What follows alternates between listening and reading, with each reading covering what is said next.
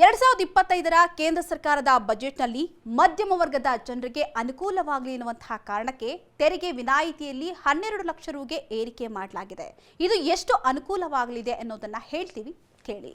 ಈ ಹಿಂದೆ 12 ಲಕ್ಷ ವರಮಾನ ಹೊಂದಿರತಕ್ಕಂತಹ ವ್ಯಕ್ತಿ ಈಗ ಇರತಕ್ಕಂತಹ ದರಗಳ ಪ್ರಕಾರ 80,000 ತೆರಿಗೆಯನ್ನ ಕಟ್ಟಬೇಕಾಗಿತ್ತು. ಆದ್ರೀಗ ಹೊಸ ತೆರಿಗೆ ವಿನಾಯಿತಿಯಿಂದ ಇದು ಮಾಫಿಯಾಗಲಿದೆ ಅಂತ ಸರ್ಕಾರ ತಿಳಿಸಿದೆ. ಹೌದು, ಮಧ್ಯಮ ವರ್ಗದ ಜನರನ್ನ ಗಮನದಲ್ಲಿಟ್ಕೊಂಡು ಕಾಲಕಾಲಕ್ಕೆ ಅವರ ಮೇಲಿನ ತೆರಿಗೆ ಹೊರೆಯನ್ನ ಕಡಿತಗೊಳಿಸಿಕೊಂಡು ಬರಲಾಗ್ತಾ ಇದೆ.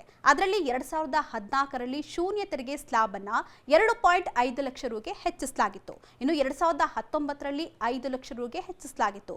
2023ರಲ್ಲಿ 7 ಲಕ್ಷದವರೆಗೂ ಹೆಚ್ಚಳ ಕೂಡ ಮಾಡಲಾಗಿತ್ತು. ಈ ವರ್ಷ 12 ಲಕ್ಷದವರೆಗೆ ವಿನಾಯಿತಿಯನ್ನ ನೀಡಲಾಗಿದೆ. ಈ 12 ಲಕ್ಷ ತೆರಿಗೆ ವಿನಾಯಿತಿ ನಿಯಮ ಹೇಗೆ ಅನ್ವಯಿಸುತ್ತೆ ಅಂತ ನೋಡೋದಾದ್ರೆ, ವಾರ್ಷಿಕವಾಗಿ 12 ಲಕ್ಷದಷ್ಟು ಆದಾಯ ಇದ್ರೆ ಅವರು ತೆರಿಗೆ ವ್ಯಾಪ್ತಿಗೆ ಬರೋದಿಲ್ಲ.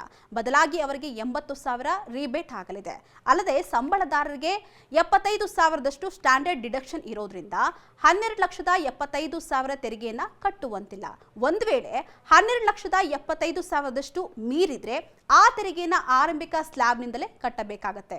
ಹೌದು, ಒಬ್ಬ ವ್ಯಕ್ತಿಗೆ 15 ಲಕ್ಷದಷ್ಟು ಆದಾಯ ಬರ್ತಾ ಇದ್ರೆ 12 ಲಕ್ಷಕ್ಕೆ ವಿನಾಯಿತಿ, ಉಳಿದ 3 ಲಕ್ಷಕ್ಕೆ ತೆರಿಗೆ ಕಟ್ಟಿದ್ರೆ ಸಾಕು ಎಂಬಂತಹ ಲೆಕ್ಕಾಚಾರ ಇರೋದಿಲ್ಲ. ಬದಲಾಗಿ ಎಲ್ಲಾ 15 ಲಕ್ಷಕ್ಕೂ ತೆರಿಗೆಯನ್ನ ಕಟ್ಟಬೇಕಾಗತ್ತೆ. ಹೌದು, ಲೆಕ್ಕಾಚಾರದ ಪ್ರಕಾರ 4 ಲಕ್ಷದಷ್ಟು ಆದಾಯ ಇರುವವರಿಗೆ ಶೂನ್ಯವಾಗಿರುತ್ತೆ.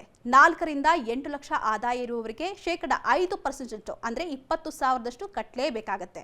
ಒಂದು ವೇಳೆ 8ರಿಂದ 12 ಲಕ್ಷ ಇದ್ರೆ ಆದಾಯಕ್ಕೆ 10% ಅಂದ್ರೆ 40,000 ಕಟ್ಟಲೇಬೇಕು. ಒಂದು ವೇಳೆ 12 ಲಕ್ಷದಿಂದ 16 ಲಕ್ಷದಷ್ಟು ಆದಾಯವಿದ್ರೆ 16% ಅಂದ್ರೆ 60,000ದಷ್ಟು ತೆರಿಗೆಯನ್ನ ಕಟ್ಟಬೇಕಾಗತ್ತೆ. ಆದ್ರೆ 12,75,000 ಆದಾಯವನ್ನ ಮೀರಿದಾಗ ತೆರಿಗೆಯ ಈ 3 ಸ್ಲ್ಯಾಬ್ಗಳನ್ನ ಪರಿಗಣಿಸಲಿದ್ದು ಒಟ್ಟು 1,20,000 ತೆರಿಗೆಯನ್ನ ಕಟ್ಟಬೇಕಾಗತ್ತಂತೆ. ಈ ನಿಯಮ ಹೊಸ ತೆರಿಗೆ ಪದ್ಧತಿಯನ್ನ ಆಯ್ಕೆ ಮಾಡಿಕೊಂಡವರಿಗೆ ಮಾತ್ರ ಅನ್ವಯಿಸುವಂತಹ ಸಾಧ್ಯತೆ ಇದೆ.